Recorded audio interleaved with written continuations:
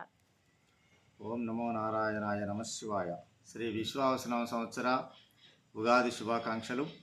ఈ సంవత్సరం మేష ద్వాదశ రాశుల్లో వృశ్చిక రాశి ఫలితాలు ఏ విధంగా ఉన్నాయో తెలుసుకుందాము. వృశ్చిక రాశి వారికి ఈ సంవత్సరం ఆదాయం 2, వ్యయం 14, రాజపూజ్యం 5, అవమానం 2.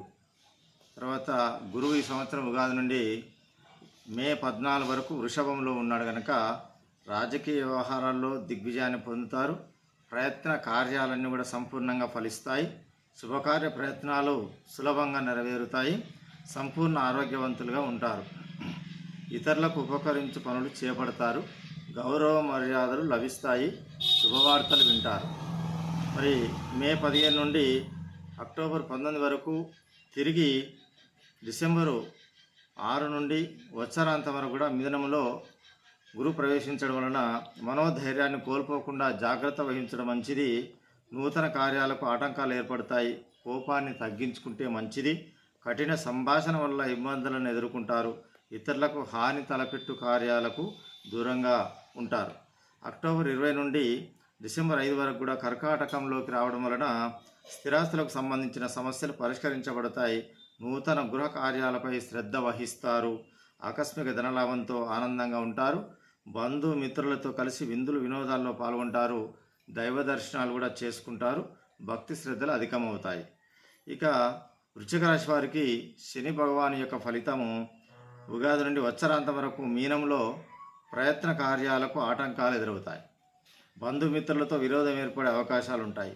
స్త్రీల మూలకంగా శత్రుబాధలు అనుభవిస్తారు. ఏదో ఒక విషయం మనస్తాపానికి గురి చేస్తుంది. పిల్లల పట్ల మిక్కిలి పట్టుదల పనికిరాదు. పగ సాధించే ప్రయత్నాన్ని వదిలివేయడం మంచిది.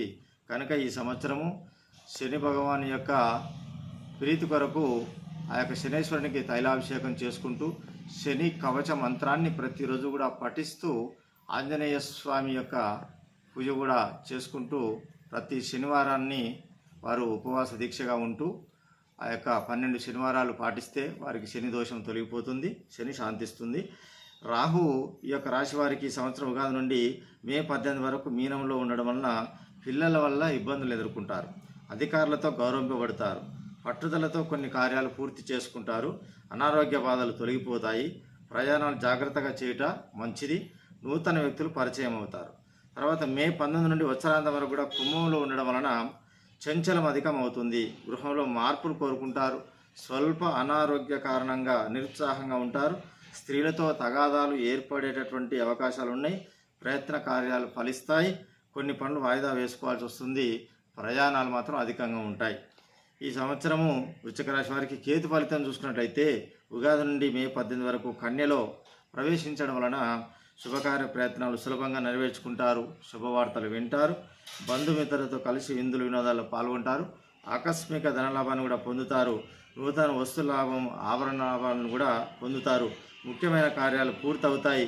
మే 19 నుండి వత్సరాంతం వరకు సింహంలో ఉండడం వలన అనుకూల స్థానచలనం కలిగే అవకాశాలు ఉన్నాయి. గృహంలో మార్పును కోరుకుంటారు. ఇతరుల విమర్శలకు లోనవుతారు. స్థిరమైన నిర్ణయాలు తీసుకోలేరు. ఆకస్మిక ధన వ్యయం అయ్యే అవకాశం ఉంది. బంధుమిత్రులతో జాగ్రత్తగా ఉండటం మంచిది. రుణ ప్రయత్నాలు కూడా చేసేటువంటి అవకాశం ఉంది.